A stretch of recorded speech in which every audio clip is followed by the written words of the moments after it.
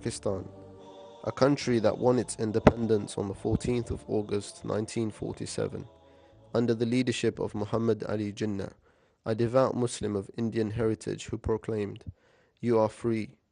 You are free to go to your temples. You are free to go to your mosques or to any other places of worship in this state of Pakistan.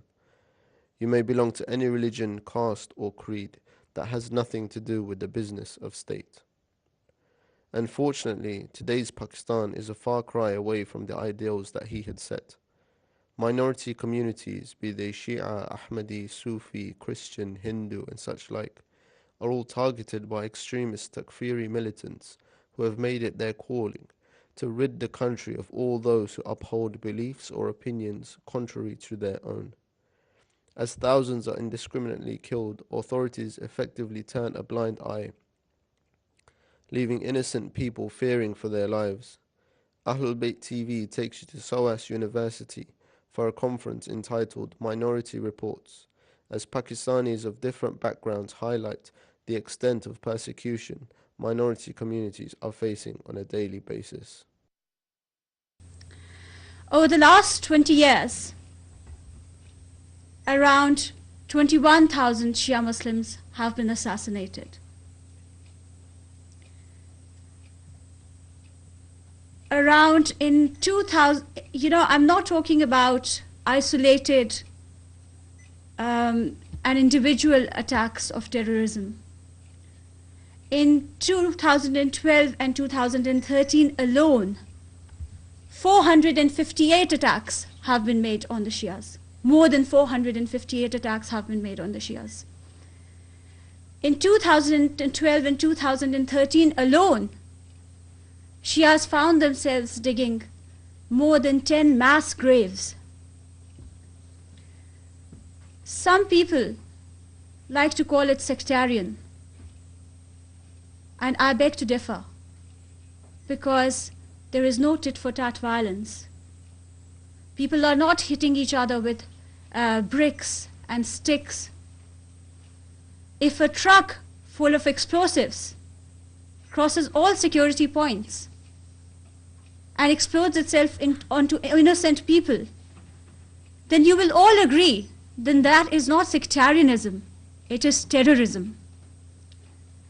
And the same people who are carrying out these atrocities, who are carrying out these atrocities, they have promised to go on carrying their vile acts until, I quote, "We rid Pakistan of the unclean Shia population." It is the same militants. The irony is that Pakistan was founded by a Shia Muslim. But bringing you back to the point of militancy, you will all agree that bombs exploding, all these targeted killings, the fact that this is not tit-for-tat violence, this is not people fighting people, this is militancy. The same people in the media have openly and proudly claimed responsibility for attacks on the Ahmadiyya, for attacks on the Christians, for attacks on the Hindus. It is not Shia blood that is being spilled. It is an attack on the vibrance and the diversity of Pakistan. And what these people want is for their one Taliban-style version of Islam to be implemented throughout Pakistan. What these people have been asking openly for, and my brother, he referred to hate speech. They are free to operate their Twitter accounts, on Facebook, through pamphlets, through mosques. What they have been demanding for is for all the key positions in the country to be dedicated to Sunni Muslims. Of course, this is their style of Sunni Muslims, because they have also been attacking Sufis. A large majority of Sunnis in Pakistan are the people who they call Barelvis. So they have been carrying out attacks on them also. So of course, their version of Sunnis should hold the key positions in Pakistan, like the Prime Minister, the President, the Chief Ministers. They have been attacking Shia professionals. And what we have now is widows going door to door seeking shelter, orphans suffering from PTSD who cannot be treated, elders struggling with medical bills. They are attacking our lives and livelihood and pushing us into a vicious circle of poverty which would be very difficult to come out of. Creating this marginalization and going into a pattern which is very similar to how the Nazis operated before the Holocaust. I must say that this mindset and this carrying out of atrocities on the Shia is not unique to Pakistan. Shias have similarly been attacked in Iraq, they've been attacked in Syria, they've been attacked in Indonesia, they have been outlawed in Malaysia. It's a criminal offense to be a Shia now in Malaysia. So the mindset behind these atrocities is not unique to Pakistan.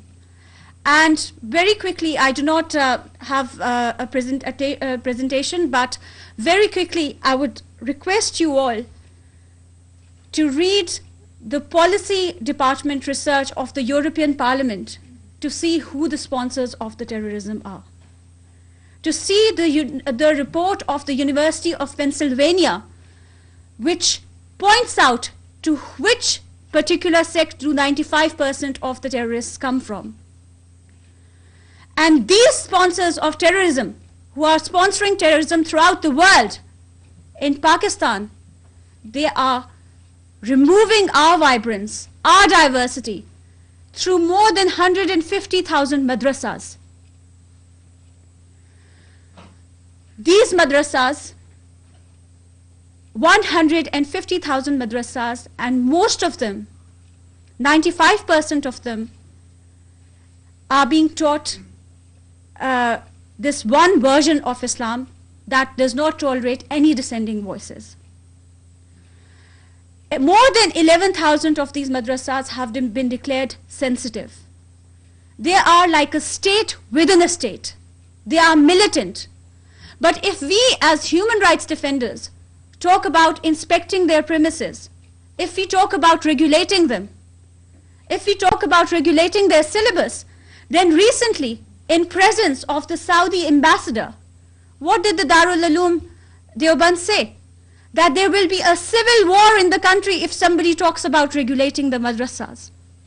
Now I am an educated people. Please tell me that threatening the entire country with a civil war, is this not treason? But nobody has been brought to court for it. Nobody has bothered lifting a finger on these people because they are so powerful. The people who are being set to the gallows, the people who are being hung because of these discriminatory laws are the Christians. They are the Ahmadis. They are the people who made and who created Pakistan. And whatever is happening, these 21,000 people who have been killed, not one single person has been brought to justice. And all I would like to say is, what we need is a cross-party, what Pakistan needs for its integrity is a cross-party consensus on tackling terrorism and victims and how to look after the victims of terrorism also. What is happening, as my brother said, is in clear breach of the Universal Declaration of Human Rights, Article 3, Article 18. This squarely also falls in the ambit of Article 2 relating to genocide. But above all, this is against the Constitution of Pakistan. What these people are trying to do, even a blind person can see this, is that they are trying to break Pakistan. They are trying to create mayhem in Pakistan, and they are the enemies of Pakistan. And I would like to assure my brothers today, who are representing the different and I would like to agree that we are not a minority. We are the creators of Pakistan. And although those who we are fighting against are powerful, they are the ones with money, they are the ones with influence, but we stand here today and we will resist and we will persist in reclaiming Pakistan and reclaiming its diversity and reclaiming the colors of Pakistan until the last man stands. Thank you. My name is Khalil Yusuf, and I am a member of the Ahmadiyya Muslim community. If I were in Pakistan today, I would also be a criminal, because the verses that I recited at the beginning of my speech today would have meant that I have committed a crime. Had I not done so, I would still be a criminal if my very presence offended you. I will, during this short address, explain why Ahmadi Muslims have been criminalized in Pakistan, its consequences for them, and why eradicating religious apartheid in Pakistan should be a global priority. The statistics that I've put up here are an indication of the Ahmadi Muslims that have been charged under anti-Ahmadiyya legislation. Almost 4,000 of them have been criminalized because they associate themselves with Islam. Does anybody know what wajib al-qatl means? It is a phrase that is used for Ahmadi Muslims by anti-Ahmadi extremists, utilized in mosques and in literature, and it means that Ahmadis must be killed. It arises out of the warped interpretation of some extremists who consider that Islam designates death for apostasy. It doesn't.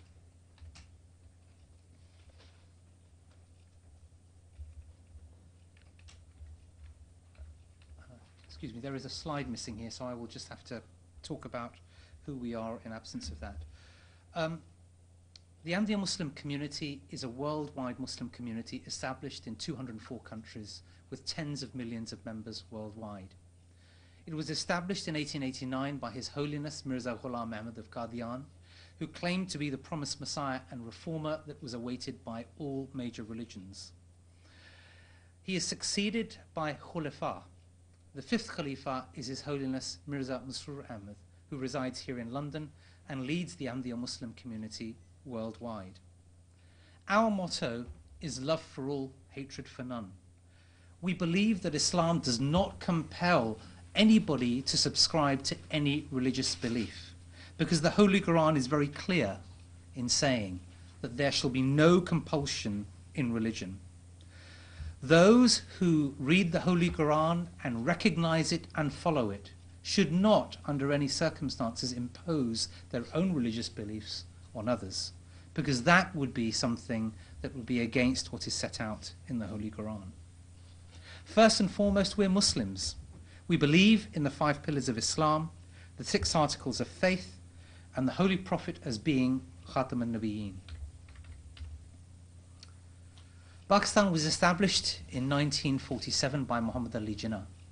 Ahmadi Muslims were instrumental in the establishment of Pakistan when Mohammed Ali Jinnah in 1933 was in London and did not want to go back to India, having been disillusioned with the political environment. It was the Ahmadiyya Muslim community that persuaded him to fight for the rights of Muslims and all people within India.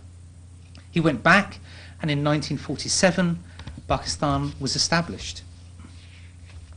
In his first speech before his cabinet was established on the August 11th, 1947, he gave a landmark speech in which he talked about the Pakistan that he dreamed of. He said, and it's not good practice to read from slides, but I will on this occasion. He said, "You are free. You are free to go to your temples. You are free to go to your mosques or to any other place of worship in this state of Pakistan. You may belong to any religion or caste or creed. That has nothing to do with the business of state. We are starting in the days where there is no discrimination, no distinction between one caste or creed and another. We are starting with this fundamental principle that we are all citizens and equal citizens of one state."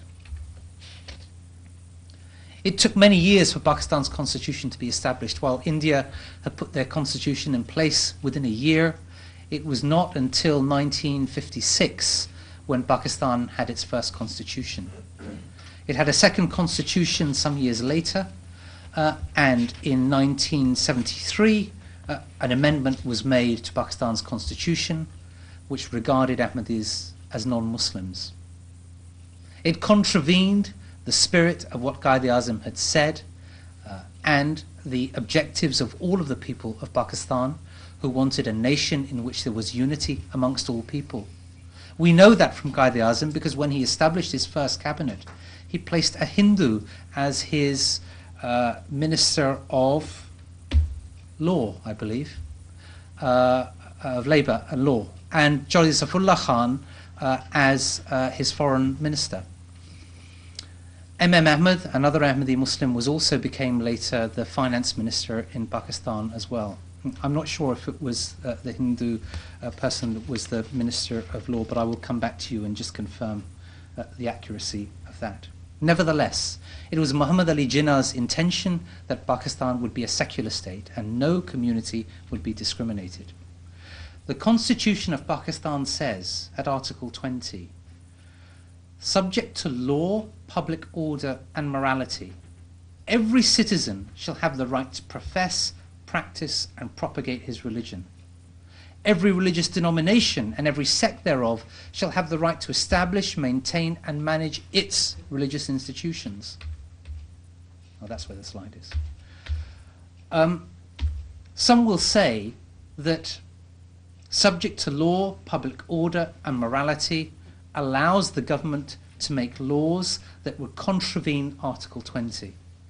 That isn't true. Because Article 8 of the Constitution says, any law or any custom or usage having the force of law, insofar as it is inconsistent with the rights conferred by this chapter, shall, to the extent of such inconsistency, be void. The state shall not make any law which takes away or abridges the rights so conferred, and any law made in contravention of this clause shall, to the extent of such contravention, be void. Despite that, in 1974, on the 7th of September, the Constitution of Pakistan was changed by the National Assembly. The Pakistani government at that time did what no other government anywhere in the world had done. Instead of having a constitution which protected the rights of all people, regardless of their colour of their skin, regardless of their belief, or regardless of their origin, the constitution was used to create division within the society of Pakistan. Article 263 of the constitution was inserted, and it said, a person who does not believe in the absolute and unqualified finality of the prophethood of Muhammad, peace be upon him, the last of the prophets, or claims to be a prophet in any sense of the word or of any description whatsoever after Muhammad, peace be upon him, or recognizes such a claimant as a prophet or religious reformer, is not a Muslim for the purposes of the constitution or law. I ask, and I ask rhetorically, what business is it of the state to decide what is in the heart of a believer when that was not the practice of the Holy Prophet Muhammad sallallahu alaihi wasallam? The International Covenant on Civil and Political Rights, to which Pakistan is a signatory, also makes absolutely clear that every individual should have freedom of thought, conscience and religion.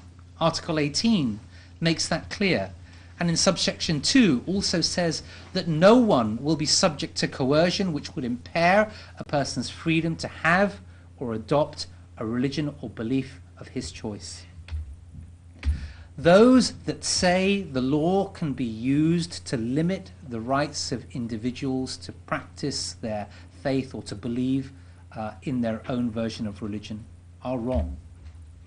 Because the United Nations Human Rights Committee's General Comment 22 gives clear interpretation about how exceptions from that rule are to be applied. They say, Article 18 distinguishes the freedom of thought, conscience, religion or belief from the freedom to manifest religion or belief. It does not permit any limitations whatsoever on the freedom of thought and conscience, or on the freedom to have or adopt a religion or belief of one's choice. These freedoms are protected unconditionally, as is the right of everyone to hold opinions without interference in Article 19.1. No one can be compelled to reveal his thoughts or adherence to a religious belief. There can be no clearer evidence than this, that the laws in Pakistan which seek to discriminate against minorities are unconstitutional, illegal, and morally wrong. The UN Human Rights Committee goes on to say that any limitations that are to be applied must be established by law and must not be applied in a manner that would vitiate the rights guaranteed in Article 18. Any limitations must be directly related and proportionate and must not be imposed for discriminatory purposes or applied in a discriminatory manner. Against that backdrop, in 1984, General Zia-ul-Haq, who came to power having hanged President Bhutto in 1977, instituted Ordinance 20. Whilst at the same time he was ratifying a UN declaration on the elimination of apartheid, he was at the same time instituting religious apartheid in Pakistan through Ordinance 20. Those of you who have studied law, and those of you even who have not, will not find any piece of legislation anywhere in the world that criminalizes the very existence of an individual without them having done anything at all.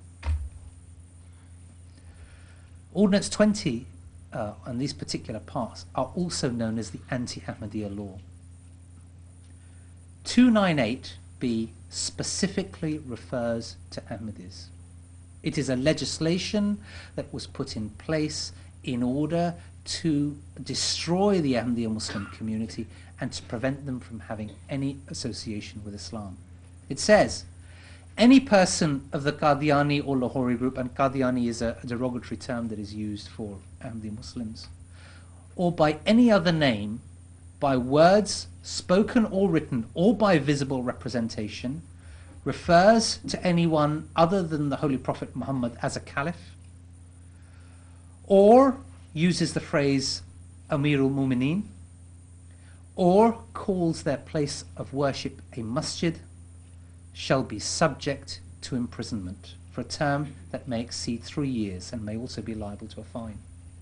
Almost 4,000 Ahmadi Muslims have been arrested and charged under this legislation. But that is only the half of it. Because it goes on to say that if an Ahmadi, by words spoken or written, refers to the mode or form of call to prayers followed by his faith as azan, he shall also be punished with imprisonment for a term up to 3 years.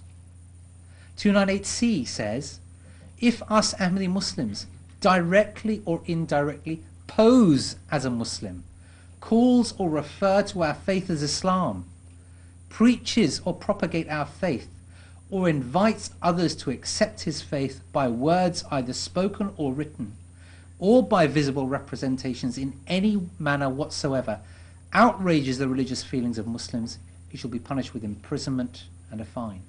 So if I was to stand next to you, and that was to offend your feelings, I would have committed a crime, without what in legal terms is known as actus reus. This is modern day religious apartheid. It is with us, it is being applied, and people in Pakistan are being arrested, charged, and discriminated as a result of it. The Pakistan Penal Code Ordinance 20 also introduces the blasphemy law. That blasphemy law has been used to persecute other minorities, the Shia community, the Christian community, the Hindu community, have all been victims of the blasphemy law. Indeed, one minister in government a few years ago who stood up for a Christian that was being persecuted as a result of these laws was summarily executed by religious extremists in Pakistan. It's interesting, actually, those students of law will see at the end of this that anybody who defiles the sacred name of the Holy Prophet Muhammad, peace be upon him, shall be punished with death or imprisonment for life, and shall also be liable to a fine. So they will certainly enforce that fine once they have executed you. This is a summary of the offences that are in Ordinance 20. You will see 3 years imprisonment and a fine, and also 295C, which is death and a fine as well. Ahmadi Muslims don't just suffer in relation to the ability to practice their faith. Their economic rights, their civil rights, their political rights are all denied. Article 21 of the Universal Declaration on Human Rights says, everyone shall have the right to take part in the government of his country, directly or through freely chosen representatives. Everyone shall have the right to equal access to public service in his country. And the will of people should be the basis of the authority of government. This will shall be expressed in periodic and genuine elections, which shall be universal and equal, and shall be held by secret vote or by equivalent free voting procedures. That's not the case for Ahmadi Muslims, I'm afraid. In 2002, the Chief Executive's Order number 15 prevented Ahmadi Muslims from voting in a general election. It says,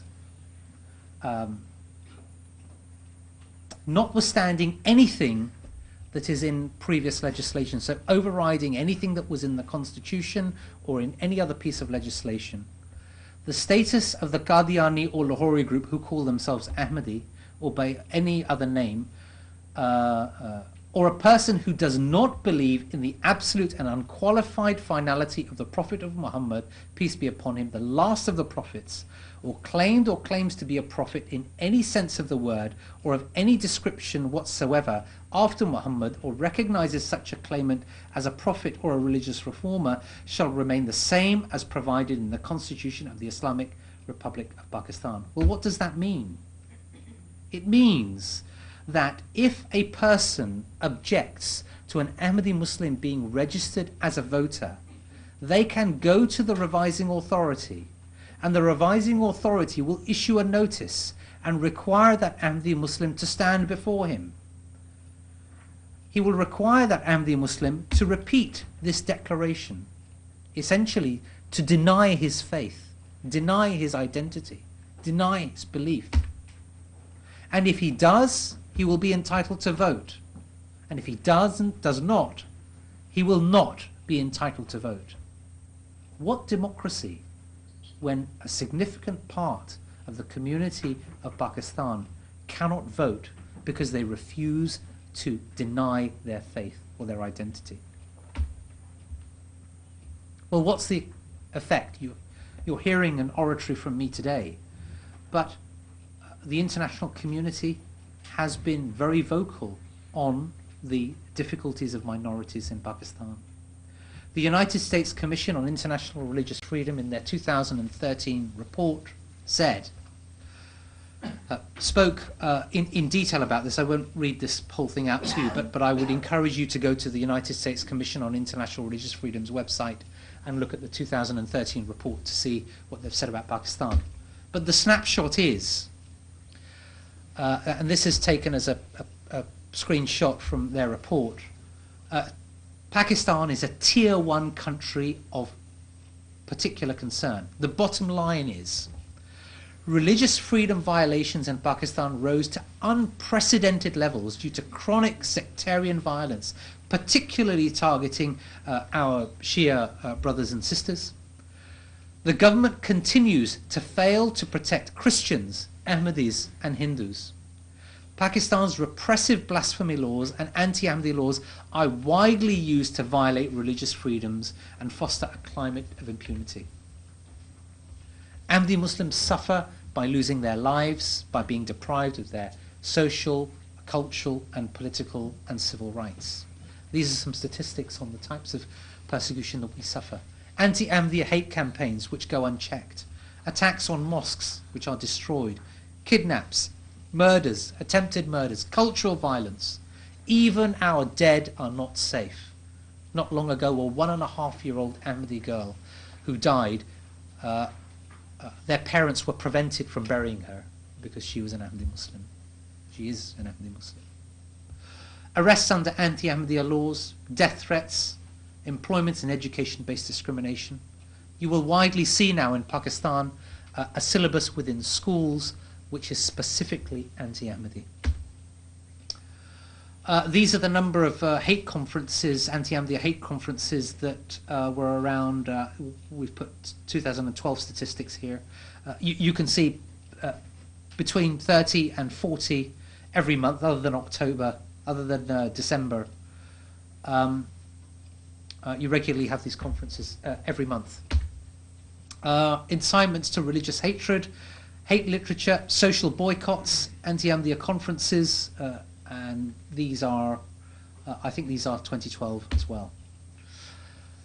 And these are the instances of social violence that Ahmadiyya Muslims suffer, not just religious discrimination, but work-based discrimination. A plumber came to my house the other day, and he said to me, Khalil, I've got some real difficulties. My brother is in Pakistan.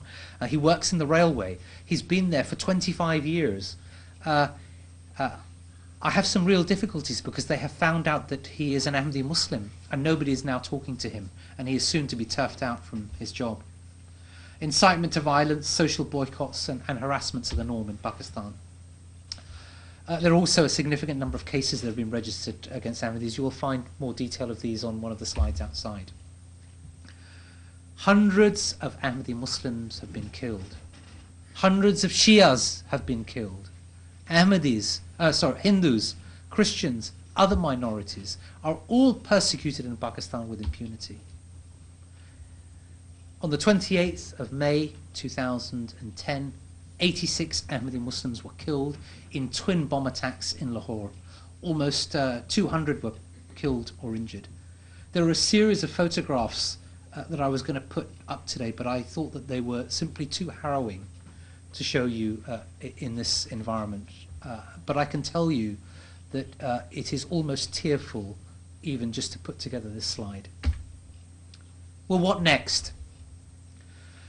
The situation in Pakistan is at best challenging, at worst impossible. The government in Pakistan must be encouraged to take a stand against extremism, because extremism is tearing the country apart. They must be required to protect and promote the rights of Ahmadi Muslims and other minorities, and I would argue actually Ahmadi Muslims and Shias are not even minorities because we're all Muslims.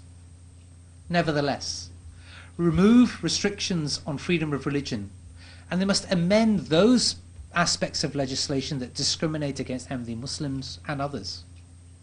Ahmadi Muslims must be entitled to vote, and so the Chief Executive's Order number 15 must be repealed. The declarations on passports and identity cards in similar form to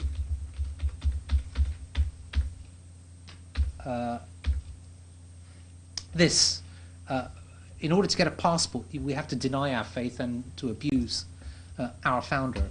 They must also be repealed.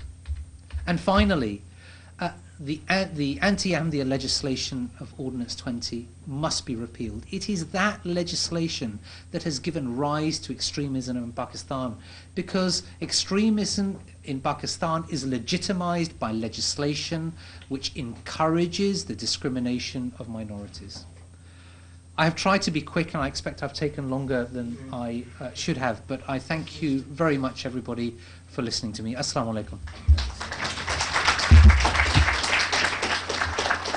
They are used to oppress them.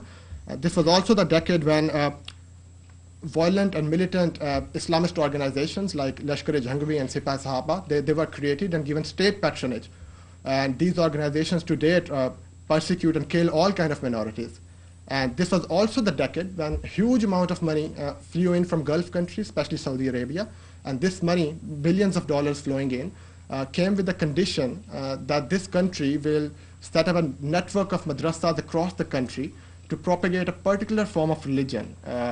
And since all of this funding of millions of dollars are coming from Saudi Arabia, so these madrasas are set up to propagate a Salafi, Deobandi, and Wahhabi Islam throughout the country with the aim that the whole demographic of the country will be changed, and the graduates of these madrasas will be used for political aims. So what you see is that, I'm going to quote a few statistics, official statistics, that within years, the whole demographic of this country was changed with the help of these madrasas who were producing violent graduates to be used for political aims. The Barelvi Sunni Muslims, who rever the Sufi saints and go to the shrines, they form up 60%, which is the majority population of this country, and they enjoyed only 16% of the share in these religious schools or madrasas. The Shias, who make up 1/5 of the country, 20% of the population, have only 4% share in the madrasas. And the Deobandis Muslims, who are only 15% of the population, a minority sect as you can see, they enjoy 72% share in the madrasas. So you can clearly see how the state has changed the demographics of this country, how using a madrasa network funded by Saudi Arabia and other Gulf states, the whole demographics were changed with the aim that since this was a country which was very rich in Sufi traditions, low church traditions of Islam, that was changed because of geopolitical dimensions. And what happened next was, since this madrasa network of Deobandi Islam had a monopoly in how Islam is interpreted and how that is used for political reasons, what happened next over the years is that the graduates of these madrasas were used for political aim. They were sent for jihad to Afghanistan and India, and they keep coming back. And as they come back home, what they do in the free time is that they'll kill minorities. They go to Afghanistan for the so-called jihad. They go to India. They come back home for a few months, and they will attack minorities. They will kill Shias. They will kill Ahmadis. This has happened to date. So if you look at the University of Pennsylvania data, which Rubab has already mentioned, this data, University of Pennsylvania has studied the causes of terrorism in Pakistan and all the data of the terrorists captured in this country.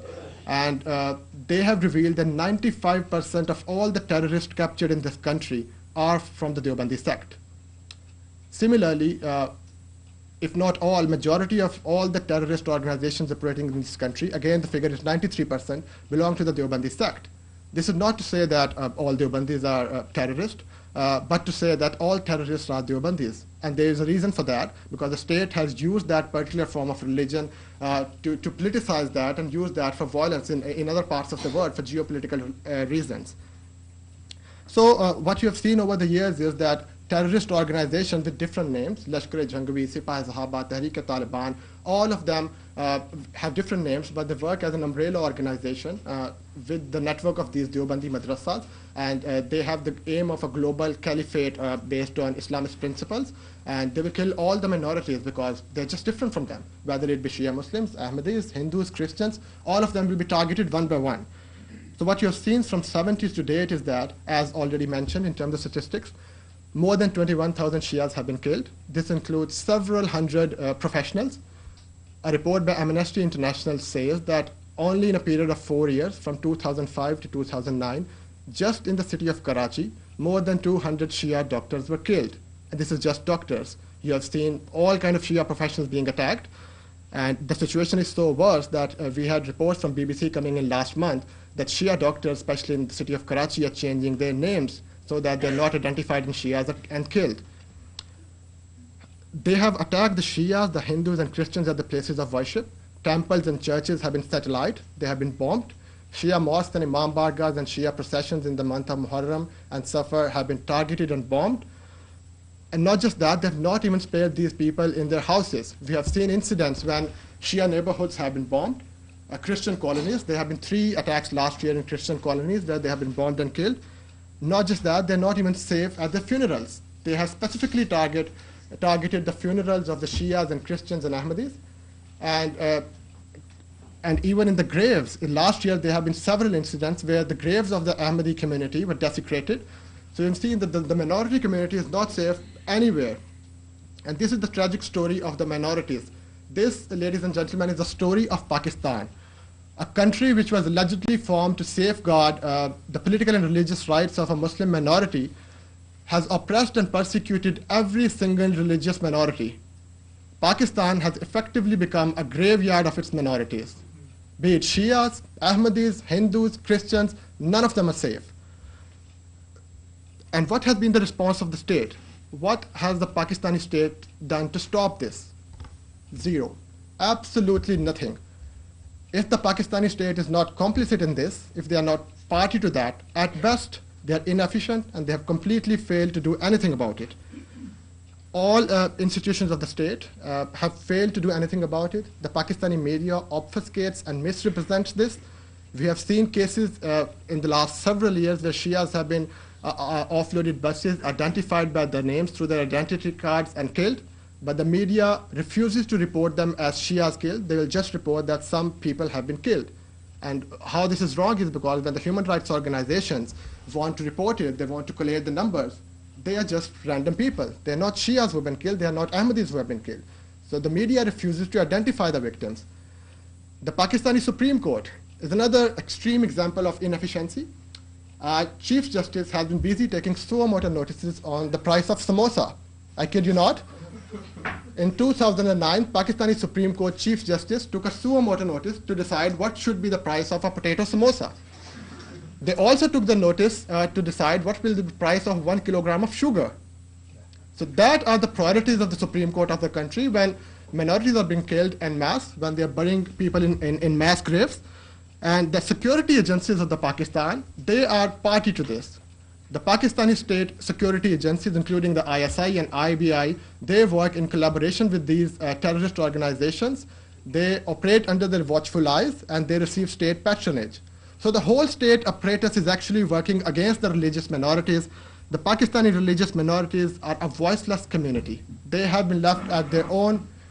And it is at this stage is why I say that it is extremely important for people like you and me, for human rights organizations to stand up and be their voice. So it is for people like you and me to be their voice. What we can do at the minimum is use and exploit the power of social media to propagate the right discourse. We have the stats and numbers and all the right figures available through blogs and all these portals available. So this is the least we can do to exploit the power of social media and be their voice. A lot of you might be thinking, well, it's happening thousands of miles away. Why should I bother? I'm not being affected. But let me conclude by quoting Martin Luther King, who once said that injustice anywhere is a threat to justice everywhere. Thank you.